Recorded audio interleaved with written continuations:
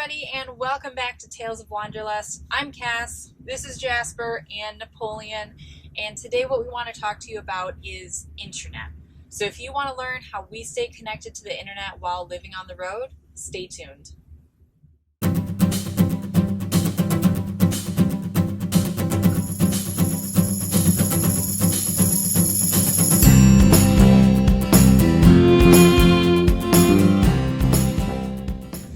So today you're going to see a lot of Jasper laying around. We are currently sitting here parked in our boondocking spot, and there are 25 to 35 mile an hour winds that are ongoing, and then the gusts go up to about 50 miles an hour. So Jasper has been curling up on my lap.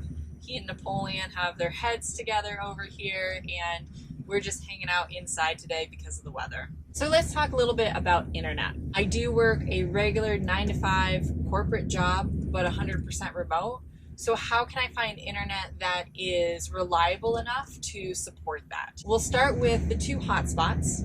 I use cell phone hotspots. One is ATT and one is Verizon. They connect up to the regular cell phone signal, and then they broadcast a Wi-Fi signal out to nearby devices. You connect into that Wi-Fi signal just like you do at home with a username and password, and then you work off your laptop or tablet as you would on a normal Wi-Fi network. My ATT plan is a grandfathered unlimited plan. So it doesn't have any data caps, it doesn't throttle at any point. It's really a great plan. There are ways that you can go out there and get old grandfathered plans. I'm not too familiar with those. This is just one that I've had for about 3 or 4 years, and I just carry it with me. Then my Verizon one is through FMCA, which is the Family Motor Coach Association, and I'll put a link for that below. It was a promo deal where if you signed up for FMCA, you could get a 25 gigabyte hotspot for $50 a month. So why do I have the two? It's purely for backup. Sometimes the signal will just drop. I find that is very rare, but it does happen on occasion. Also, just in case I ever have an issue where one of the hotspots goes bad, I don't want to be in the middle of a workday and then have no access to internet. So by having both, I have a backup in case I need.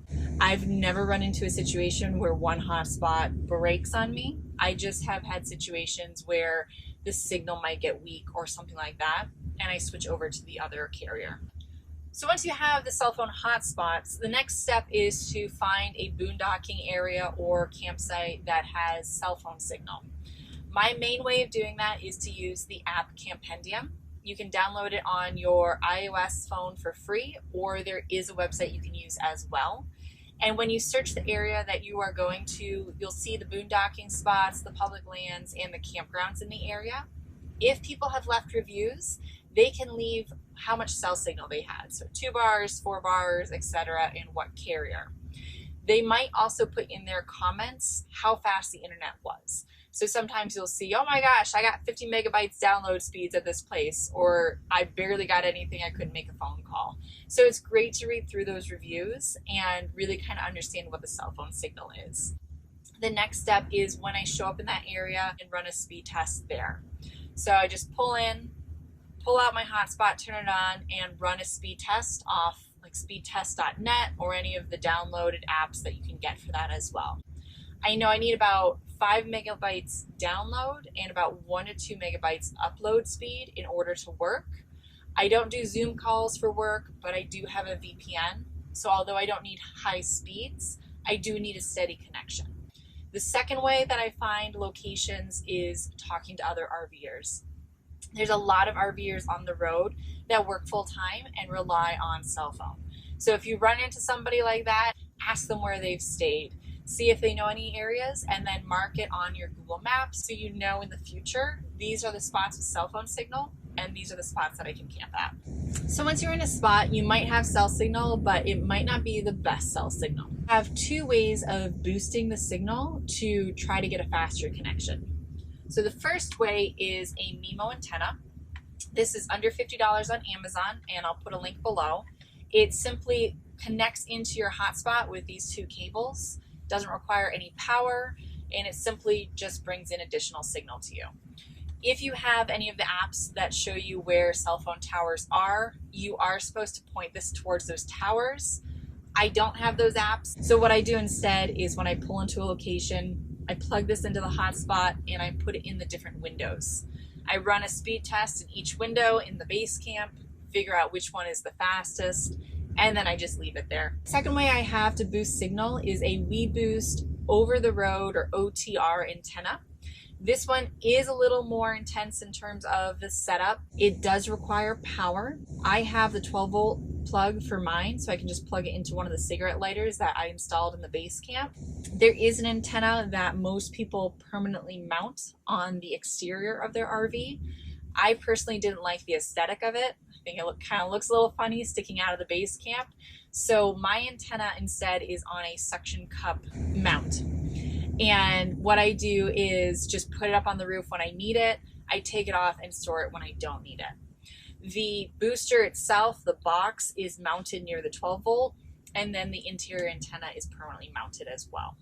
So how the Wii Boost works is you have your exterior antenna, which brings in the signal that it can pull in. It then sends that signal inside through the booster box. That booster box will then amplify the signal and then send it to your internal antenna. In the last 2 years on the road, I've actually only used the Wii Boost a handful of times. I find that usually I don't need any kind of booster attached to my hotspots, and I'm pulling in enough signal to work remotely. If I do put up the Wii Boost, it's usually in Canyon or something like that, or at festivals. So at the Escapers Convergence this past year, there's over 500 RVers there all trying to connect into the cell signal. I found that without the Wii Boost, I couldn't connect. I couldn't even get internet. The minute I hooked up the Wii Boost, turned it on, I could connect to the internet and actually work from my RV for the week. Finally, the last portion of having internet on the road for a full-time job is having a backup plan. Sometimes, even with the best prepared efforts, such as all of the antennas, the different hotspots, you might still run into a situation where you wake up in the morning, you had signal when you went to bed, and you don't have signal in the morning. Or you might find a boondocking spot that you absolutely love, but there's no cell phone signal. So in those cases, I work in the 4Runner. I just put all my work equipment in there, I drive into town where I can find signal, and then I work from town for the day. Some RVers will work at a Starbucks or a library, things like that.